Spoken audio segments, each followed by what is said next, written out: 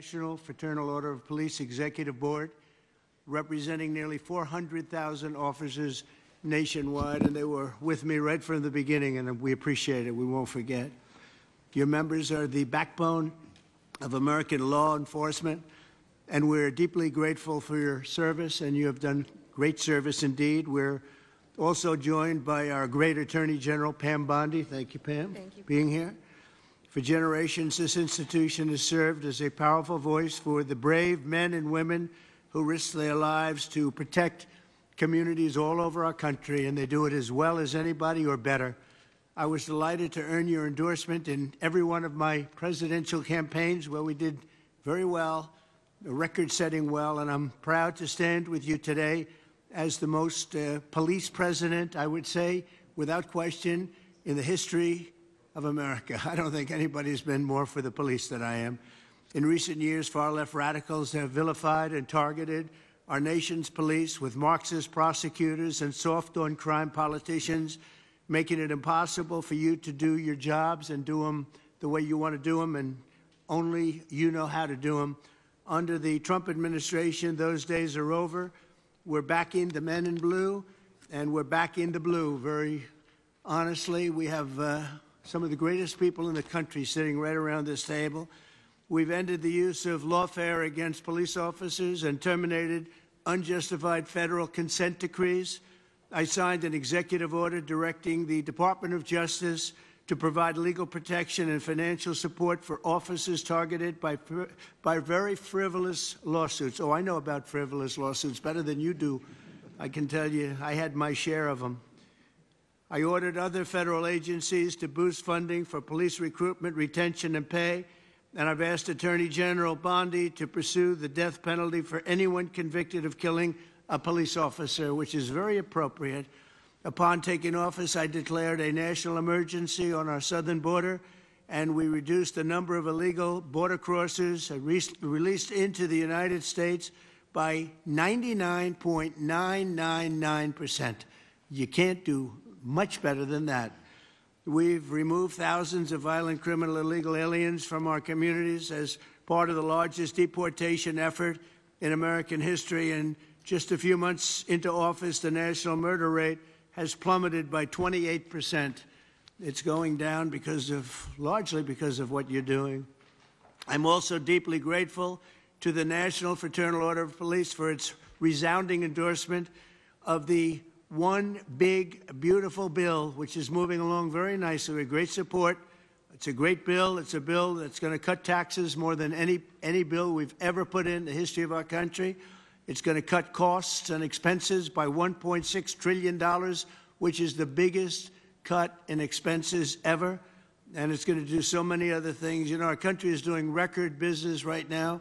Record investment is coming in. Close to $15 trillion is already committed to come in for building new plants and factories. AI is big. Apple's investing $500 billion plus. They're all coming in. It also includes the largest investment in border security in our nation's history, equipping law enforcement with the tools to stop the invasion. I built a lot of wall, hundreds of miles of wall. Now we're going to build some additional wall where we feel we probably should build it after a little trial and error. And we're going to end up building more wall than even I built, and we built a lot. So I want to thank you for your support, and now let's get the bill passed. We want to get it passed through Congress without delay. In everything we do, we will give our police the respect and the protection and all of the resources that you need. I did that, as you know, nobody wanted to do it before me, where I gave you the military equipment that was excess. They called it excess military equipment. You know that very well. I think every one of you benefited by that. It was in warehouses, billions of dollars worth in warehouses all over the country, and other presidents didn't want to give it to you. I did, and we gave it to you, and it helped out a lot and saved a lot of police officers' lives. I'd now like to ask Attorney General Pam Bondi to say a few words, followed by FOP National President Patrick Yoes, and then Washington, D.C. FOP Trustee Greg Pemberton, and Vice President of the Fraternal Order of Police, Joe Gamaldi, all great people. Thank you very much. Pam, thank you very much. Thank you, President. And thank you to the Fraternal Order of Police for being an unwavering voice for America's law enforcement. We all know there is no ordinary day in the life of a police officer. Each day, you leave your homes with complete uncertainty as to who you will encounter and what happens each day. You also stand on the front lines against cartels and foreign terrorist organizations while fighting the horrors of illegal drug and human trafficking. I was just in Poland this morning and arrived back not even 2 hours ago. And you have the respect of the entire world of law enforcement around this world. They respect all of you so much. Thank you for making all of us so proud on the worldwide stage. President Trump's Justice Department will do everything to protect you and to support all men and women who wear the badge in this country. We are fully committed to ensuring our local law enforcement officers have access to the resources, tools, and manpower you need to do your jobs. That means boosting recruitment and retention. We want the best and brightest to join your ranks just like you, and we want them to stay in your ranks. Last month, we announced $57 million in grant money available for law enforcement agencies to hire police officers. Through this funding, we anticipate nearly 1,200 new officers will be hired around the country. We're helping to pay for police officers' overtime and supporting President Trump's no tax on overtime. We've also made millions of dollars available for mental health and wellness programs for you around this country. We know how important that is. We're aggressively prosecuting criminals who assault law enforcement officers. We will not tolerate attacks on police officers. Since January, the department has brought 138 cases in 33 states against defendants who have assaulted our officers. Additionally, the DOJ will no longer target police departments with bogus lawsuits and bogus investigations. We are dismissing lawsuits filed by the Biden DOJ against police departments in Louisville, Minneapolis, Albuquerque, and more. We're ending meritless investigations into Phoenix, Trenton, New York City, Oklahoma, and elsewhere. We're also ending consent decrees that take control away from you, destroy morale, and increase violence. Instead, we're working with local law enforcement to give you the tools that you need to make our streets safer. We believe in backing the blue, not just in word, but in action. The Biden administration slandered you, defunded you, and undermined your service. But we stand with you, we honor you, and we will not abandon you. Thank you on behalf of President Trump, the Department of Justice. We are 100% committed to standing with our nation's law enforcement. God bless you, and God bless America. Thank you. Thanks, Pam. Mr. President, first, thank you.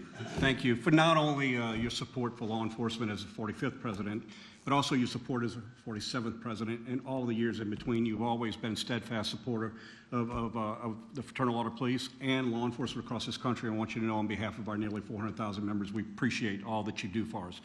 With us today is the members of our executive board. We also have members of FOP unions in major cities across this country, which have some very serious problems that we're working with, and we appreciate the opportunity to share with you some of our views and work together on this. You know, you made a promise to us, and I want to start by saying this. You made a promise that you were going to address overtime, tax on overtime, and that was a promise made in a new big bill. One big new bill is certainly making good on that promise. We thank you for that. You know, law enforcement officers, we find ourselves in a very difficult position where we're having a serious problem with recruiting retention, as you pointed out. The problem is the people who are working right now are working so many hours and they're forced to work overtime, and now they have the tax liabilities that are associated with being pushed into different tax brackets because of being forced to work. Not only that, they're not getting to keep the money they earn. So you, in a recruiting and retention standpoint, you show appreciation appreciation for what we do, recognize what we do in the community, and I want you to know that we're proud to support the bill. This is something that needs to be happening. A promise that you made, and we appreciate you carrying through with it, and know that we're a partner in it. You also made a number of other promises to us, and promises made that we appreciate. And I want to start with one of our first people I'd like to recognize. You promised, and here we're on our nation's capital, revitalizing the city and making it safe again. And no one knows that better than the person who lives it every day and leads the officers in the Metropolitan Police Department and our labor union, and Greg Pemberton. And I'll ask Greg to say a few words. Thank you, Pat, and thank you, Mr. President, for having us. My name is Greg Pemberton. I represent 3,000 police officers that work here for the Metropolitan Police Department in Washington, D.C. The crisis that we're facing, which frankly is more of a calamity, is a staffing crisis. We are authorized to have 4,000 sworn police officers here in the nation's capital. Unfortunately, as of today, we only have 3,190. Over 800 vacancies that we have here for this Metropolitan Police Department. And the worst part is that over the past 5 years, we've had a net loss of 600 police officers who've just left this agency in a mass exodus. And the reason for that is that our city council here in the District of Columbia has passed layers and layers and layers of legislation that prohibits our officers from being able to do their job. It exposes our members to administrative, civil, and even criminal liability, even when they go out and do their job properly. It has also stripped our members of their labor protections to fight off these frivolous complaints and these erroneous allegations of misconduct. It all makes for an environment that is almost impossible to keep these staffing levels what they need to be. Frankly, Mr. President, I think the nation's capital, the District of Columbia, is not just a city of 700,000 residents. This is the nation's capital, and it belongs to everybody. It belongs to every American. It should be a safe city. It should be a pinnacle of American society. It should represent the freedom and democracy that we all cherish so much. And anybody should be free to come here and experience that and see what it is that we are here in this country. And the sanctity and safety of the District of Columbia shouldn't be left in the hands of a city council that subscribes to these radical ideologies that we all know are failed, and that we have the empirical data that it doesn't work. It only increases crime and makes cities more dangerous. I want to thank you for creating the Make D.C. Safe and Beautiful task force. I've met with Orville Green. I find him to be phenomenally qualified to help us out of this mess. I also want to thank you for the appointment of Janine Pirro for the USAO position of D.C. I met with her recently, and I found her plan to solve and tackle a number of these problems very promising and very optimistic. So the 3,000 police officers stand at the ready, Mr. President, to help you make D.C. great again, and hopefully we can solve some of these problems and fix crime here in the nation's capital. Thank you very much. Mr. President, no topic of the day, pretty much every day now, is the unmitigated disaster that has created in cities across this country with the open borders. And all the problems that it has done for quality of life, it's done for our safety within our communities, safety of the officers that work in the communities, and you've been a great advocate of putting us back together. And I'll ask our Vice President Joe Grimaldi to touch on. President Trump, I think I'd be remiss if I didn't start by saying thank you. Thank you for the incredible efforts by you and your administration to deport these people who have come to our country illegally and then refuse to follow the very laws that we hold so sacred. Our officers, especially in sanctuary cities, are tired of arresting the same people over and over again who never should have been here in the first place. We have lost friends, co-workers, unimaginable trauma to American citizens and families. And the most frustrating part from a law enforcement perspective, what it was 100% avoidable. And now we have judges who are standing up for gang members, murderers, robbers, rapists, blocking deportations, obstructing the very will of the American people. It's a disgrace. And if they had a shred of integrity, which I assume they don't, they would resign in shame for what they're doing right now. But I would just ask that you continue to work with us, continue to support with us so that we can partner with all of our great federal agencies out there, continue to carry out this mission. And again, thank you for securing the border and once again making our country one of law and order. Thank you very much. Very nice. Yes. Yes. We're going to have a little discussion now, very private. And I just want to thank you all for being here. And thank you very much, media. Appreciate it. Thank you very much. Mr. President, let me respond to